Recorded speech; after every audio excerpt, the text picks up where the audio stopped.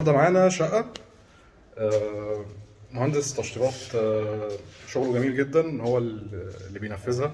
وكان هو اللي رشحنا للعميل، وللعميل هو اللي رشحنا ليه. فكان قصة كده. فتعالوا نشوف الشغل كده. مهندس مصطفى ما شاء الله، يعني تسلم ايده بصراحة. شغله في الأفكار اللي معمولة. بصوا فكرة المرايات مع تجريد الخشب، بديل الخشب. هنا نقفل عشان بس التجاليد.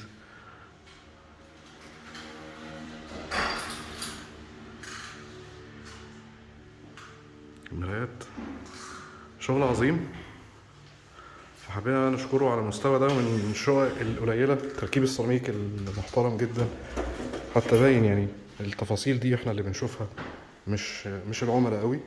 التناسق التجزيعات مع بعضها دي نادرا ما حد يهتم بالتفاصيل دي في الارض. حتى بصوا هناك وطالعه مكمله مع التجريده، ففي اهتمام قوي بالتفاصيل في المكان بصراحه. تعالوا بقى نتفرج على شغلنا. طبعا الشغل العظيم اللي احنا شفناه ده لازم طبعا يكون فيه مطبخ عظيم جدا. طبعا محمدي بيه، انتوا عارفين طبعا ان انا المطابخ اللي انا منزلها كلها ما شاء الله ما فيهاش شبكه. فعشان كده هنصور الفيديو ده بالطريقه دي، هنسلمه للعميل ان شاء الله. هيشرف يوم الخميس الجاي يشوف الموقع على الطبيعه. بدأنا هنا طبعا بكولير ودولاب زي نيش في الأول. المدخل أصبح مميز قوي وفي عمق كده. الإضاءة اللي معمولة في الدولاب يعني عملتهاش الجهة التانية علشان تديني ريفلكشن بعيد كده، فيديني إحساس بعمق أكتر. فكل ده بيدي إحساس إن المطبخ أوسع شوية. عندنا التلاجة، عندنا الجزء بتاع الدواليب. ثواني هقفل الليد. تمام، بس هنقفل الليد اللي في السقف عشان التصوير. دي كانت كتلة دواليب، او انا يعني طلعنا دولاب كده عشان نستفيد بالحيطة دي قدر الامكان. كانت المساحة مساعدانا عشان ده ما بينفعش في كل مطبخ. عندي مساحة الدخول مرتاحة جدا. طلعنا هنا دولاب بعمق 40 سم عشان استغله دولاب ادوات نظافة، لان انا عندي تلاجة ضخمة شوية. المطبخ اجهزته كبيرة شوية. عملنا هنا دولاب النظافة بالشكل ده.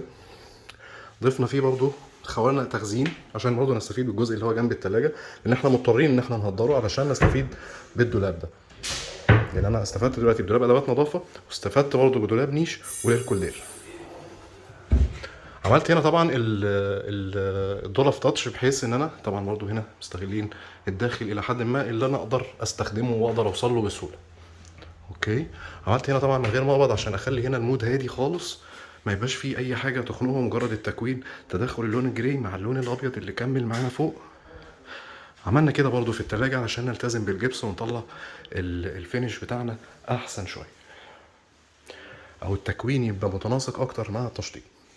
لان ده مش كان المكان المجهز ليه للتلاجة، وده ما كانش المكان المجهز ليه للبوتاجاز. انا غيرت شويه في المطبخ. بعد كده هنا وحده ادراج للرفايع. خليت درجين خضار، مش احسن حاجه جنب الفرن، ولكن كان المكان المناسب.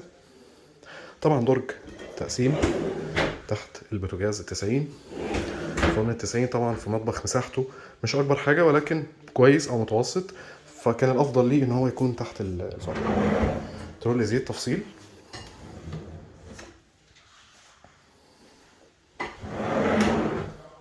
بعد كده عندنا قفل اهو. بعد كده عندنا كورنر حرف ال بالشكل ده. طبعا احنا كنا الكورنر ده هنحط فيه الانبوبه، ولكن مهندس مصطفى اقترح احسن شويه. قلنا هنخلي هنا الانبوبه افضل، بحيث ان هي تكون في مكان مش مستغل قوي، ويبقى عندي برضو مساحه للادوات النظافه بتاعتي.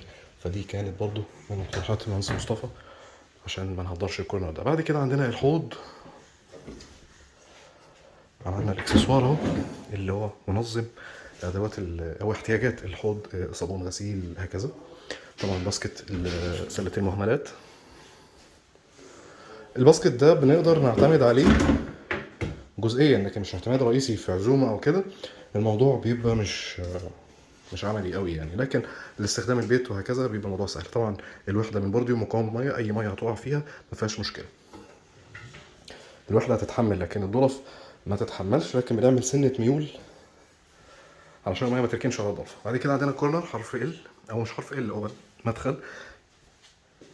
عرفناش طبعا نحقق هنا كورنر حرف ال للاسف، كنا محتاجين حوض كبير. بعد كده عندنا هنا ادراج تخزين للحلل. حبيت اعوض ان احنا عاملين البوتاجاز الفرن تحت البوتاجاز، يكون عندي ادراج برضو اقدر استخدمها. الحلل بتكون مريحه اكتر لست البيت. عندي ادراج داخليه وعندي ادراج عميقه للحلل، برضو نفس الكلام تحت.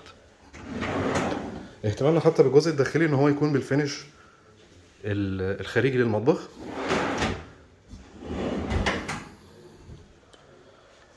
هنا عندنا مكان غسالة الملابس، عندنا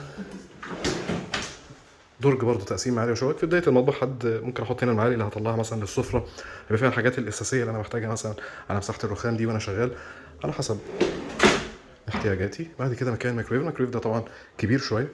طبعا احنا نقلنا الكهرباء من الحيطه للجنب الدولاب بالشكل ده علشان استفيد باقصى حاجه للمطبخ، وفي نفس الوقت كده اشيك واسهل وانا داخل المطبخ على طول الكهرباء ظاهره معايا.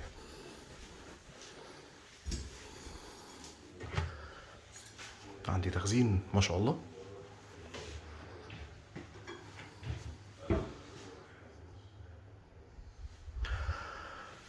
هنا عندنا المطبخية. طبعا انا هنا يعني كان ممكن اخلي المطبخية هنا، ولكن انا هفتح غسالة الاطباق، هطلع الحاجة ان شاء الله المرة الجاية هتكون الشركة جت ركبتها، فمش عايز يكون فيه تعارض معايا مع المطبخية، يبقى الموضوع على طول سهل لان الحاجة بتطلع لبره فهتبقى في الحيز ده، فانا اقدر ارص على طول في المطبخية بسهولة. لكن لو خليتها هنا هتبقى المطبخية هنا غسالة الاطباق هنا ومفتوح الادراج بتاعتها، ومش هعرف اطول المكان ده. فكان مهم جدا ان احنا نخلي بالنا من مكان المطبخية. طبعا باكسسوار بلوم. طبعا هنا عشان نكمل الشكل خدناها ضرف قلاب، لكن الضلفه اللي فوق اصبحت تاتش. حاسس ان انا اكمل الشكل من غير ما اقبض، فدايما انا بحب استخدم التاتش في حاجات معينه مش كل المطبخ. بعد كده طبعا عندنا الكورنر حرف ال. انا بنحط دي مؤقتا حاليا علشان يعني بدأنا نحطها علشان نداري فرق المقبض لما المقبض يقفل، ما يبقاش عندي جزء ظاهر. ممكن يبقى ظاهر فوق لكن حاجه بسيطه قوي. طبعا عندنا المستوى العلوي، انا هحاول افتحه لكم كده. لا خلونا نفتح دي.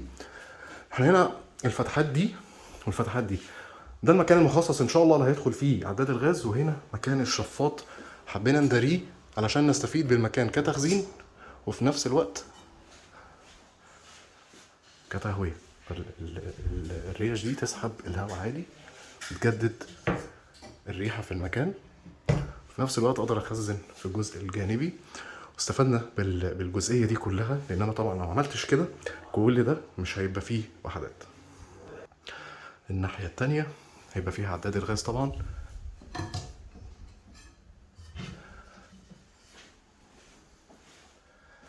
ولكن هي حاليا تخزين.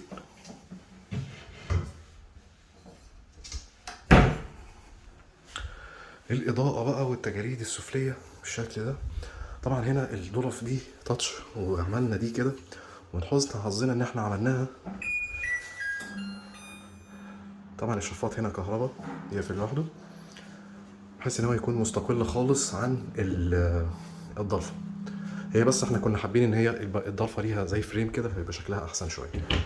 التاتش ده مريح جدا. ده تاتش ده مختلف عن التاتش اللي انا وريته لكم من شوية. تمام. الإضاءة، التاتش ده جزء منه في المفصلة وجزء منه اللي راكب اللي احنا شفناه ده، فهو بيفتح بزاوية واسعة زي ما انتم شايفين كده، مش مضطر ان انا افتح. خليني اوريكم الفرق التاني. تمام. طبعا عشان دي ضلفة كبيرة فمش هيأدي معاها نفس الهدف اللي هنا، فاحنا استخدمناها في الجزئية دي. تعالوا نشوف الكوارتز. طبعا المطبخ لسه مطرب، لكن تسليم الكوارتز بالشكل ده، تسليم الحوض. احنا ما بنصورش بقى من بعيد والكلام ده، كل حاجة من قريب. تقفيل بالكامل.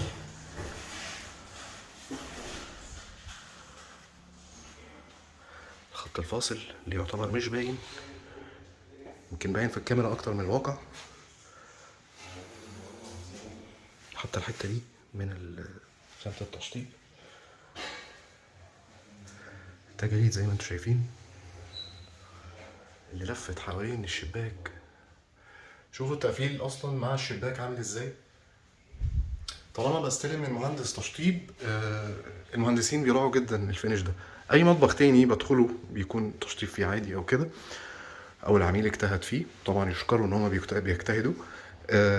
مستحيل الشباك يبقى مظبوط، لازم يبقى مايل شويه فيبقى مفتوح من هنا وهكذا. ولكن هنا طالما الشغل اللي راكب صحيح، انا لازم اطلع شغلي صحيح. بصوا تقفيل الكهرباء،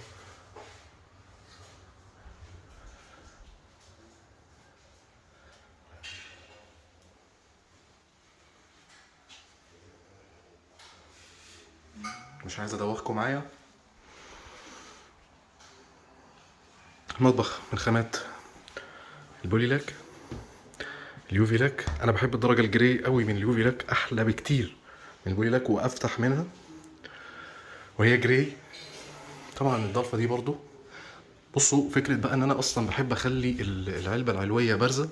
طبعا انا بلغت العميل بالنقطه دي. بصوا لما اجي امد ايدي الموضوع مش اريح حاجه. طبعا احنا عملناها تاتش عشان يبقى سهل، لو عملتها مقبض مستحيل اصلا اوصل للمقبض، تمام. ولكن اعتمدنا ان هي تخزين الحاجات اللي انا ما بطلعهاش كتير وما بحتاجهاش كتير.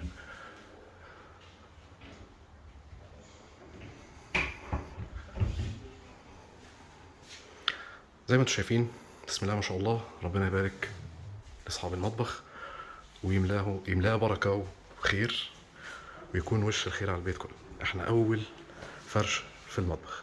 شكرا ليكم، شكرا لمتابعتكم. اشوفكم ان شاء الله في مطابخ جديده، في اماكن جديده. مع السلامه.